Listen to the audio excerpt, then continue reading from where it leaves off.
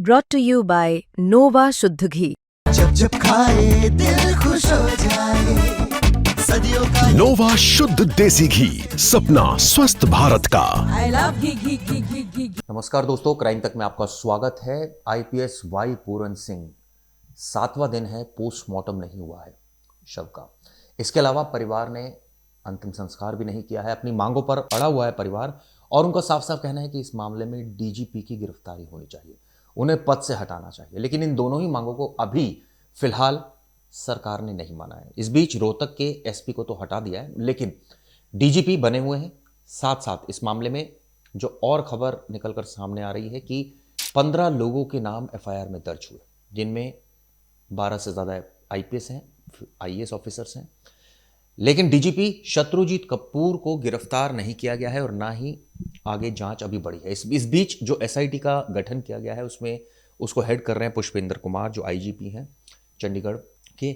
ऐसे में सवाल ये उठता है कि अब आने वाले दिनों में एसआईटी उनसे भी पूछताछ करेगी, डीजीपी से, और तमाम लोगों से पूछताछ करेंगी जो इस केस के पात्र हैं। लेकिन कंप्लेंट्स काफ़ी लंबी है, क्योंकि सबसे पहले इस मामले में हमने देखा कि जब इन्वेस्टिगेशन इस पूरे मामले की शुरू हुई, जब जांच शुरू हुई, तो उन्होंने एक नोट छोड़ा जिसमें कई लोगों के नाम मेंशन किए और over a period of time अलग अलग लोगों पर अलग अलग आरोप लगाए। कुछ ऐसे आरोप थे जो प्रशासनिक आरोप हैं, कुछ ऐसे आरोप हैं जो क्रिमिनल इंटेंट के हैं, यानी कि SC/ST एक्ट के। ये कहा कि उनको जातीय भेदभाव उनके साथ किया जाता था।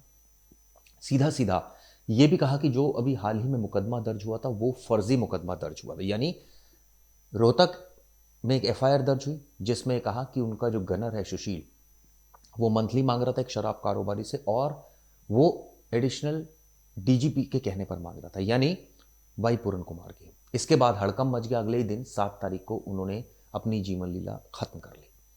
नोट छोड़ा जिसमें कई लोगों को कटघरे में खड़ा गया। परिवार अभी भी अड़ा हुआ है। परिवार चाहता है इस मामले में न्याय हो। हरियाणा सरकार उलझन में है, क्योंकि इस पूरे मसले को लेकर हरियाणा के डीजीपी कटघरे में है। इस पूरे मसले को लेकर आईपीएस एसोसिएशन ने भी दुख प्रकट किया है और कहा है कि न्याय मिलना चाहिए। उन्होंने एक बाकायदा नोट जारी कर इस पूरी घटना की निंदा की और कहा है कि सच सामने आना चाहिए, जो सच है वो पता लगना चाहिए कि आखिर हो क्या रहा था।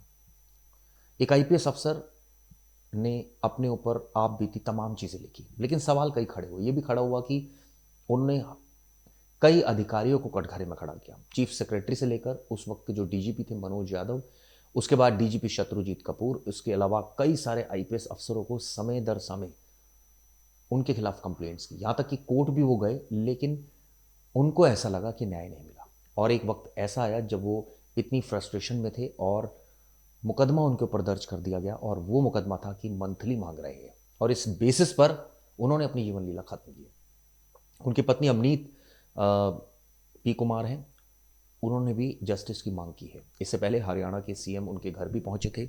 वहां पर वो जब पहुंचे थे तो उन्होंने आश्वासन दिया था परिवार को कि न्याय होगा, लेकिन अभी तक न्याय नहीं मिला है, और इसी वजह से लेकर सभी लोग चिंता में हैं।